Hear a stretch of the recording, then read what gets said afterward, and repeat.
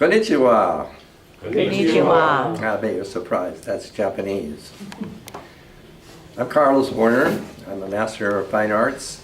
My master's thesis was in the art history of Buddhism, especially in Japan. Last week I gave an exposition at the Shin Buddhist temple, and we thought it would be nice to record it here.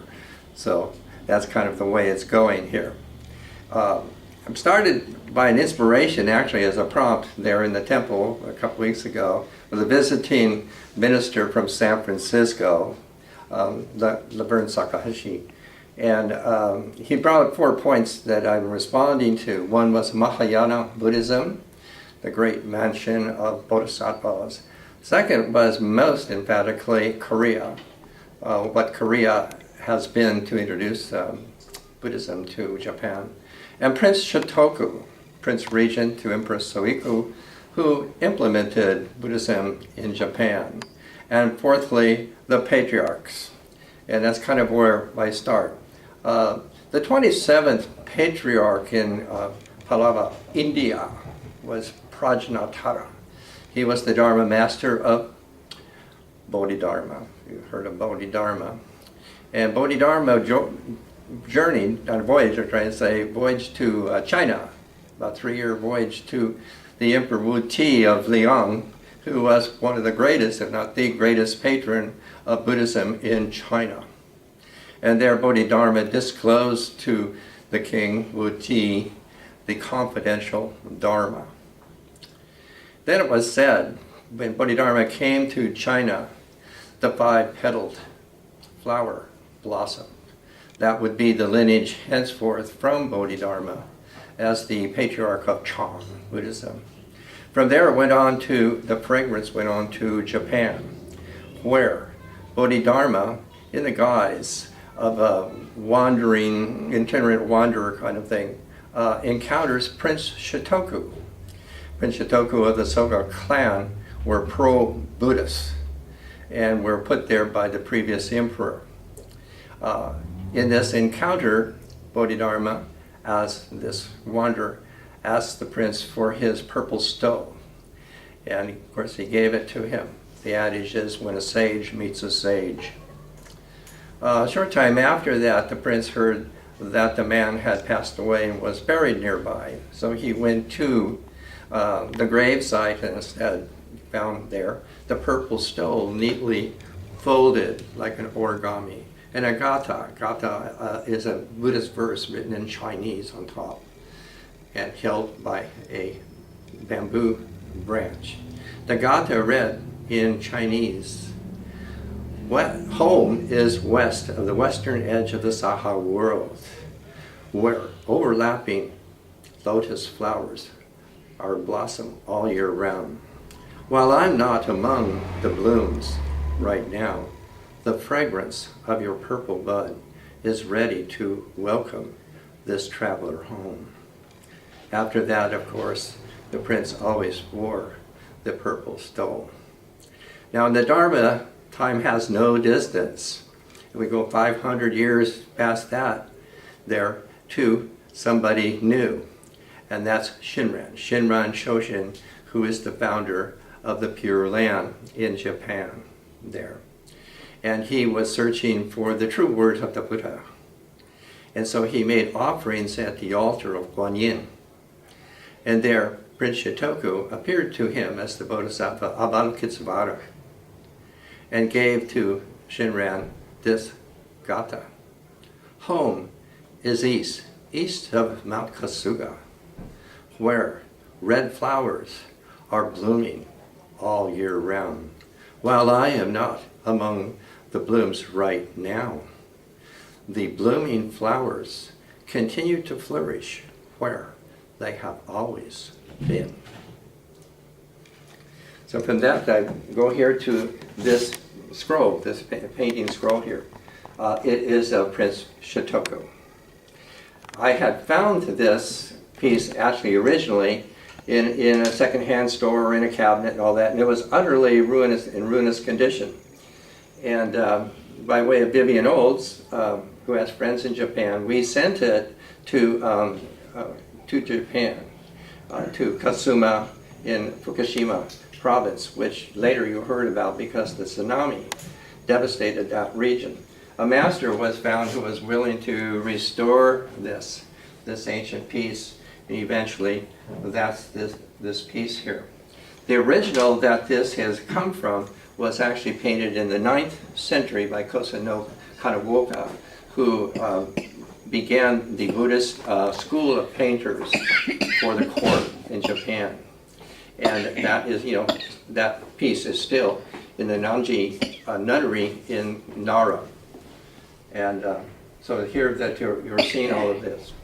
Now, the way that he is dressed is of the Chinese, the Tang China in the 7th, 8th century.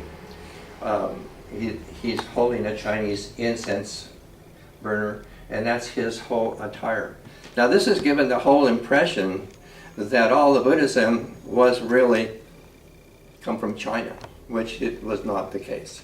It came from Korea. And the first incident of the introduction of Buddhism to Japan from Korea was the Korean king sent a little Buddhist statue. The little Buddhist statue, it was named Golden Bloom or Blossom in that. And with that, he's addressing the emperor of Japan. He said, "Plant this Buddha bulb in your kingdom and it will accelerate support." Indeed it did. In Japan, everything was Korean. Instead of Chinese, he was dressed as Korean. Everybody in the court dressed as Korean. And not only that, but all of the early art, the architecture, temples, monasteries, and everything was all built by Koreans. This is in the 6th and 7th century. And that went on for a very, very long time. The Dharma master of Prince Shotoku was a monk also from North Korea, Yacha. And the whole idea was what they wanted in Japan was the state religion. They wanted Buddhism to be the imperial faith. And of course it was in conflict with the native Shinto. And there were little, battles and things like that. But the Buddhism finally came out on top like that. So in Korea, Buddhism was the state religion. So now it was instituted there in Japan as the state religion. Now we go on to another scroll that I have here. I know it's way back here. This is a Bodhidharma. And it's very old, it's from the 13th century. And it's titled, Bodhidharma crossing the Yangtze River on a reed. The idea is that after he left Emperor Wu, he traveled to Asholen in that version. And he broke off a reed and he traveled across the river. But actually the Chinese characters say it differently, and that is he stealthily crossed the water. So the bamboo reed that he's standing on there is actually a metaphor for stealthily. Remember, this Dharma is secret. It's something that's passed secretly, and that is maintained throughout. The Chan Buddhism that became Zen in Japan has stemmed from Gautama Buddha. By the time of Bodhidharma, 1,000 years have gone by since the time of the Buddha. And by this time, it's become very institutionalized, and Buddha is kind of a cosmic spirit, whereas the Chan, Zen people, decided to reflesh the Buddha and bring him back into being as a living reality. And so that's part of it. In Bodhidharma, his hands are concealed. And there's also an old painting here where the hands are concealed. I'll talk about it in a minute, but just to point that out is English translators are saying the hands are concealed under the robe because this is the possession of the truth. That's not quite so. In the Prajna Paramita, the Heart Sutra, at the end, it says, we say, Samyak Sambodhi Bodhisvaha, meaning direct unfolding. What it is a bulb, a plant bulb. And all the metaphor in this Dharma has to do with flowers and plants in that way. So that's the implication of something that's going to grow. It means that it's something inherent. Buddhism is a very deconstruction, to deconstruct to our original nature and not something grafted on. And so it's kind of like that, just like the plant bulb with sun and water, you know, it's going to sprout. So that's all of the kind of thing that's in it. In my display here, I have a Daruma doll. Somehow that has become in Japan, you know, the character of Bodhidharma. It seems to come from the idea that after he left the Liang kingdom, that he retired to wall gazing, and that he cut off his eyelids so he wouldn't fall asleep. So his eyes are always like that. Well, it's kind of a mistake. The actual Sanskrit word is unmesha. It means lifting the eyelids, meaning awaken there. And they do have a little tiny piece here. This is a votive Buddha. This is from, you know, the age of the 6th century. People still in Buddhist countries still have or buy little votive Buddhas to put in as an offering. And what's interesting is this, and identifies it as that period. It's got huge hands, maybe the idea of making an offering. So this would not be of the quality of the little statue that the Korean king gave to the Japanese king, but it is from that period. It's definitely very rustic by a village craftsman, no doubt. But I wanted to have something of old Korea here for this.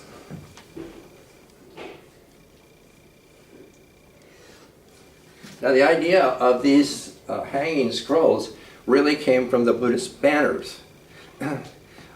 The Chinese made scrolls unrolled by hand. So the Buddhism has the hanging scrolls, just like in Christian Europe, the stained glass window. The stained glass window was the genius and genesis of Christian Europe. So in this world, it's the hanging scroll that is definitely that. Where did it start with? From the Buddha. The little one here, hard to see, but he's holding his hand this way. It's usually called dispelling fear mudra. Mudra means a hand gesture, derived from Hindu temple dances, is what a mudra is. And so what dispelling fear is, he has in the palm of his hand a picture of Amida Buddha's paradise. And that's what it's called, you know, Gosho. Gosho meaning it's an imperiality of the Pure Land of Amida Buddha. So that's why I have the hand down there. One more thing. I think I'll have to hold this up. This is very, very, very old.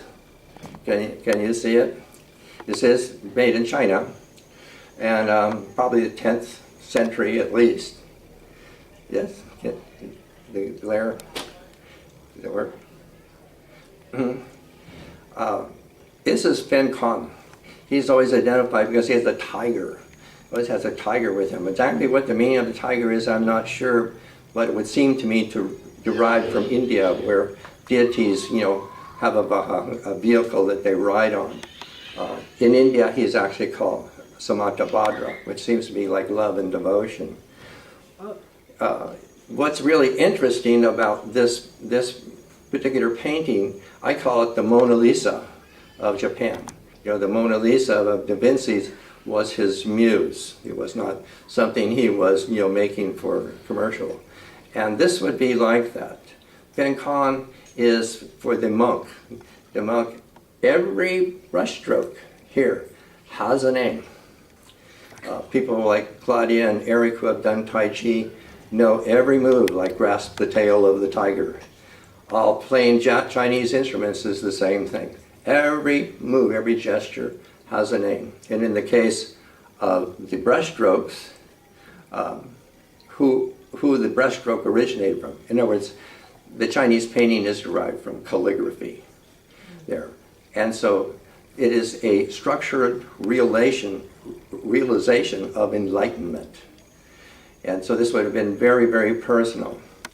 In the 12th century or the 13th century, the barbarians from the north were crashing down, destroying the Chinese civilization. First the north and now the south, like that. So now people wanted to get out of there.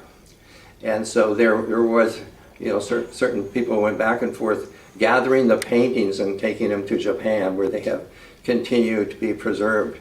This one seemed to have been folded up in someone's pocket and brought back. And then reassembled. It was probably a hand scroll, but then made into a hanging scroll. And then what happened was that the emperor of that time, Go-Diago, wrote something above this picture. And what he wrote, he said, "Man in his man's sleep, tiger in his tiger's sleep. All I can say, not two, but one. For in Chan, dream and sleep are where we come together there." Now, the men of tea, the tea ceremony, were not interested in religious pictures. They were interested in calligraphy. So that writing was cut off of this painting. It is now housed, like a national treasure. And I got the leftover wonderfully. And so that concludes my exposition on this Buddhist art.